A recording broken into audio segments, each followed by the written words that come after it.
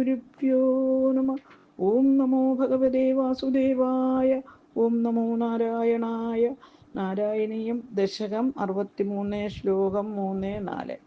Peethambaram കരവിരാജിത ശംഖചക്രകൗമോദഗീ സരസിജം കരുണാസമുദ്രം രാധാസഹായമതിസുന്ദരമന്ദഹാസം വാതാലേശമനിശം ഹൃദി ഭാവയാമി.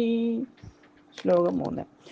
കുലൈക കലോ go through ദൈവതം ഗോത്രശത്രോ വിഗിതമിക സാരുന്ധ്യാർക്കോനുവ സംശയോസ്മിൻ ഇതി സഹസിതവാദീ ദേവ ഗോവർദ്ധനാദ്രീം ത്വരിതമുദമു ഉദമമൂലോ മൂലദോ ബാലദോർഭ്യാം. അന്വയം. അർത്ഥം. ഇഹ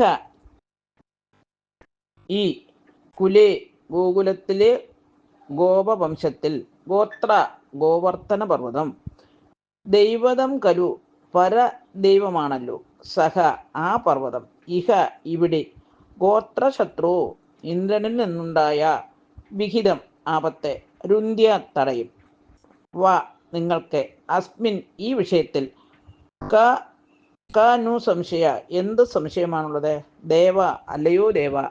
ഇതി പ്രകാരം സഹസിതവാദി ചിരിച്ചുകൊണ്ടു പറഞ്ഞു. ത്വരിതം വേഗം. ബാലദോർഭ്യാം ഇളം കൈത്തണ്ടുകൾ കൊണ്ടേ ഗോവർദ്ധനാദ്രിയും ഗോവർത്തന പർവ്വതത്തെ മൂലതഃ അടിയിൽ നിന്ന് ഉദമോ മൂലക വേരറ്റതാക്കി എടുത്തു. ഹരിവും. സാരം. നമ്മുടെ വംശത്തിൽ ഗോവർദ്ധനം കുലദൈവമാകയാൽ പർവ്വതശത്രുവായ ഇന്ദ്രൻ വരുത്തുന്ന ആപത്തിൽ നിന്നു നമ്മളെ രക്ഷിക്കും. ഇക്കാര്യത്തിൽ ആർക്കും സംശയം വേണ്ട എന്നു പറഞ്ഞ് ഭഗവാൻ ഗോവർദ്ധനത്തെ ചുവടോടെ പറിച്ചെടുത്തു. ഹരിവും. ഓം ഗുരുഭ്യോ നമ. ഓം നമോ ഭഗവതേ വാസുദേവായ. ഓം നമോ നാരായണായ. ശ്ലോകം 4.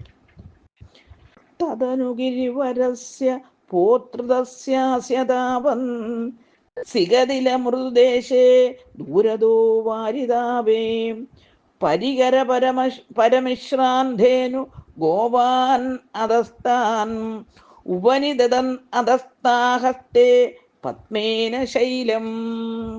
അന്വയം. അർത്ഥം. തദനുതാപം അതിനുശേഷം പോതൃതസ്യ നല്ലവണ്ണം ഉയർത്തപ്പെട്ട അസ്യ ഗിരിവരസ്യ ഈ പർവ്വതശ്രേഷ്ഠന്റെ സിഗതില മൃദുദേശേ മണൽ നിറഞ്ഞതുകൊണ്ട് മാർദ്ദവമുള്ള ഭാഗത്തെ ദൂരതഃ അകലെ നിന്ന് തന്നെ വാരിതാപേ വെള്ളം തടയപ്പെട്ടു അധസ്ഥാൻ അടിയിൽ പരികര പരിമിശ്രാൻ ഉറി കലം തുടങ്ങിയ സാധനങ്ങളോടുകൂടിയ ധേനുഗോപാൻ പശുക്കളെയും ഗോപന്മാരെയും ഉപനിദത ഒതുക്കി കൊള്ളിച്ച് ഹസ്തപത്മേന കര പങ്കജം കൊണ്ട് ശൈല പർവ്വതത്തെ അതഥ അങ്ങു ധരിച്ചു. ഹരിവു. സാരം. ഇളക്കിപ്പൊക്കിയ പർവ്വതത്തെ ഉയർത്തി തന്നെ പിടിച്ച് വെള്ളം വരാത്ത മൃദുവും മണൽ നിറഞ്ഞതുമായ അതിൻ്റെ അടിഭാഗത്ത് ഭഗവാൻ ഗോക്കളെയും ഗോപന്മാരെയും അവരുടെ സാധനങ്ങളെയും ഉൾക്കൊള്ളിച്ച് സുഖമായിട്ടങ്ങനെ നിന്നു. ഹരിവു.